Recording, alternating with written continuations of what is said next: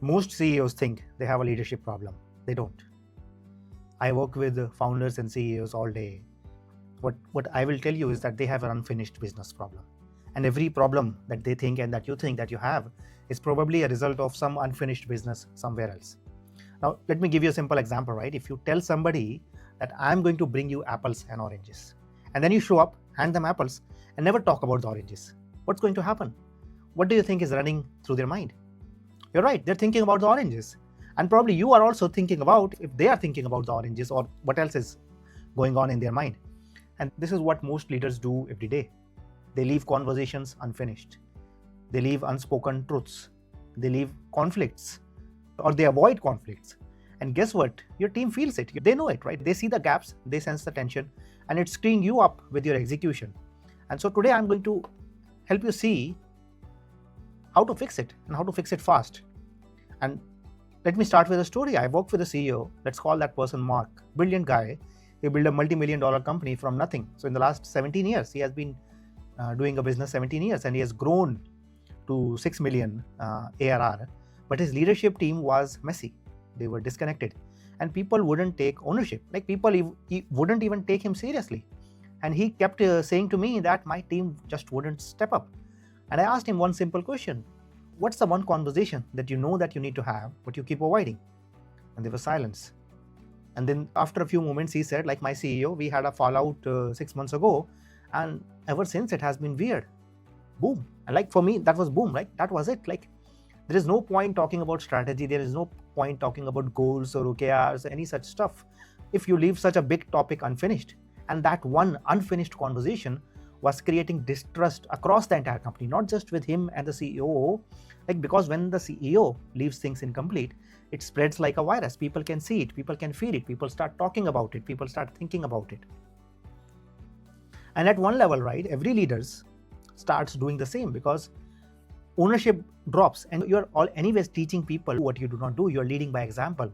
So execution slows down and your culture starts to rot, right? And you realize it once it is too late. So let's make this practical and also talk about how to fix it. The step one is to simply ask yourself and identify what is incomplete. Like what are the conversations that either I have started or somebody else have started which are not complete, right? And it could be a conversation which you have been totally avoiding. It could be an apology, like you know that you messed up somewhere, but you have not cleaned it up. You have not made a complete apology. You have not closed the loop. It could be a request which you have wanted to make, but you have held back because of whatever reason, whatever concerns there are in your mind. It could be a tough feedback that you wanted to share.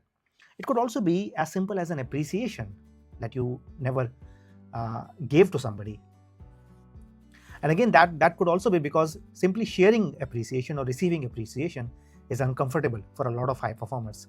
We're very happy with tough feedback, manly stuff, but we are very uncomfortable when it gets to real, honest appreciation. So that could be something which is incomplete for you. So stop, and I know you have reasons, and I know you are busy, I know you don't have time, but stop using all of these excuses to leave conversations incomplete and unfinished. Stop saying that it is not a big deal. That's bullshit. If it is living in your head, then it is living in their head too, and that is coming in the way. So drop the excuses, drop the reasons are there. You don't have to fix them, you don't have to remove them, but you can still address them. You can let the reasons be there, but still go and have the conversation. And if it requires, then rip the band-aid off. Like this is not about scripting the perfect talk. This is not about making every difficult conversation easy. This is about having the conversation, whichever way it is. So if you need to apologize, simply go ahead and say, I messed up. I should have said this earlier. I should have done this. And now I make a fresh promise to you. If you need to ask for something, then don't wait for them to read your mind. Like go and simply tell them, I need this from you. Can you do it? Give me a yes or a no. If you need to give feedback, then again, go direct. Like that's what people do. That's what leaders do. This is not working. Let's fix it.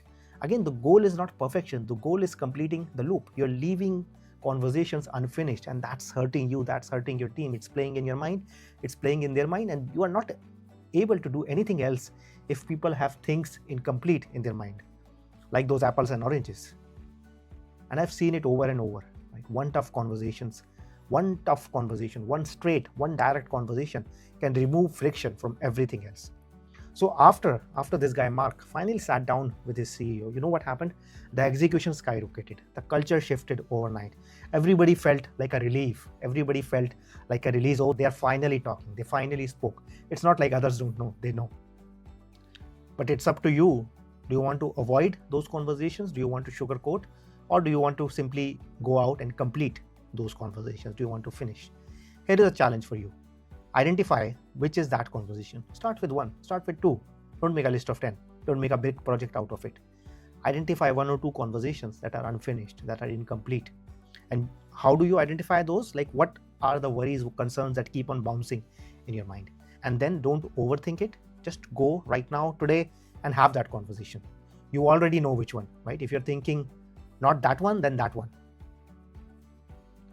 And do it today. Don't do it tomorrow. Don't put it off for tomorrow. That's too easy. Do it today, not next week, not tomorrow.